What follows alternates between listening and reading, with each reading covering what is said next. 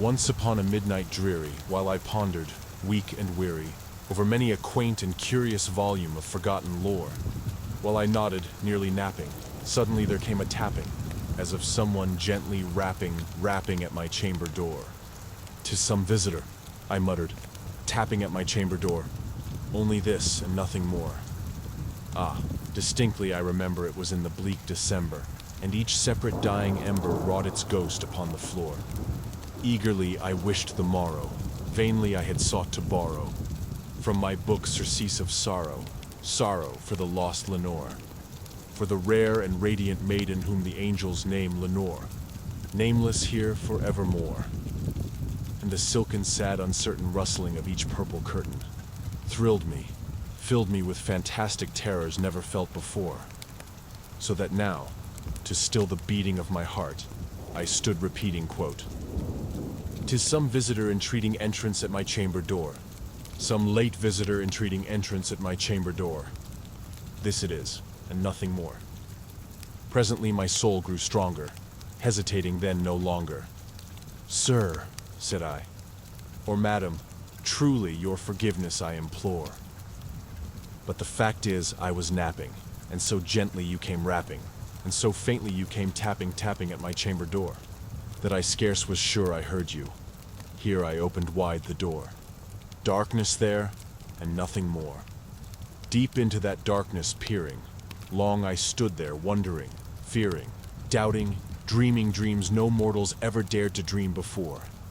But the silence was unbroken, and the stillness gave no token, and the only word there spoken was the whispered word, Lenore. This I whispered, and an echo murmured back the word, Lenore, merely this, and nothing more. Back into the chamber turning, all my soul within me burning. Soon again I heard a tapping somewhat louder than before. "Surely," said I, "surely that is something at my window lattice. Let me see then what thereat is, and this mystery explore. Let my heart be still a moment, and this mystery explore. 'Tis the wind, and nothing more." Open here I flung the shutter, when, with many a flirt and flutter, in there stepped a stately raven of the saintly days of yore. Not the least obeisance made he, not a minute stopped or stayed he, but with mien of lord or lady, perched above my chamber door. Perched upon a bust of Pallas just above my chamber door. Perched and sat, and nothing more. Then this ebony bird beguiling my sad fancy into smiling, by the grave and stern decorum of the countenance it wore.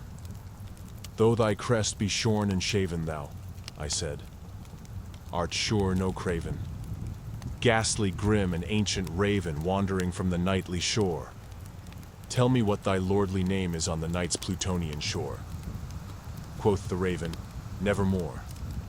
Much I marveled this ungainly fowl to hear discourse so plainly, though its answer little meaning, little relevancy bore, for we cannot help agreeing that no living human being ever yet was blessed with seeing bird above his chamber door.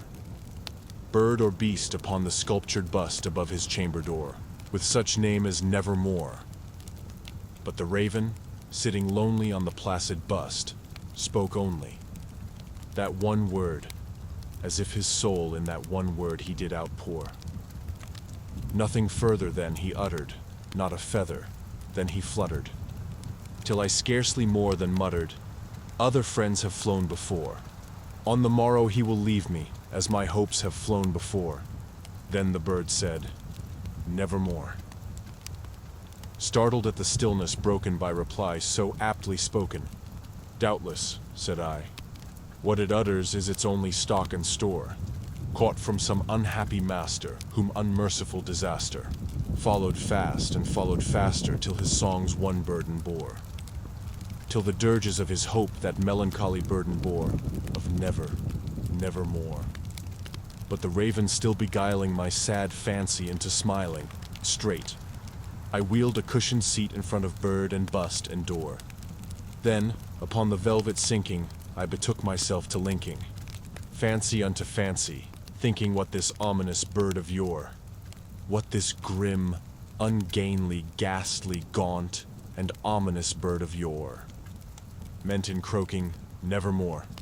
This I sat engaged in guessing, but no syllable expressing, to the fowl whose fiery eyes now burned into my bosom's core. This and more I sat divining, with my head at ease reclining, on the cushion's velvet lining that the lamplight gloated o'er.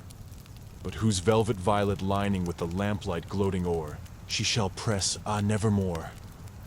Then, methought, the air grew denser, perfumed from an unseen censer, swung by seraphim whose footfalls tinkled on the tufted floor.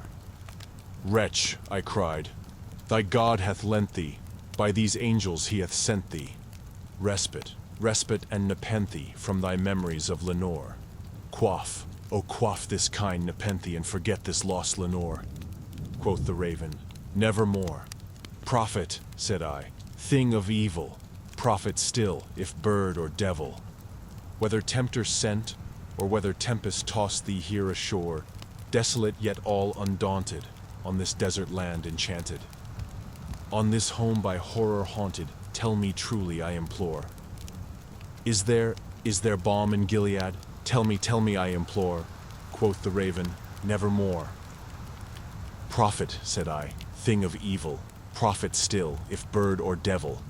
By that heaven that bends above us, by that God we both adore, tell this soul with sorrow laden if, within the distant Aidenn, it shall clasp a sainted maiden whom the angels name Lenore. Clasp a rare and radiant maiden whom the angels name Lenore. Quoth the raven, nevermore. Be that word our sign in parting, bird or fiend, I shrieked, upstarting. Get thee back into the tempest and the night's Plutonian shore. Leave no black plume as a token of that lie thy soul hath spoken. Leave my loneliness unbroken. Quit the bust above my door.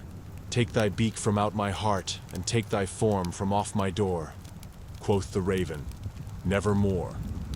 And the raven, never flitting, still is sitting, still is sitting, on the pallid bust of Pallas just above my chamber door, and his eyes have all the seeming of a demon's that is dreaming, and the lamplight o'er him streaming throws his shadow on the floor, and my soul from out that shadow that lies floating on the floor shall be lifted nevermore.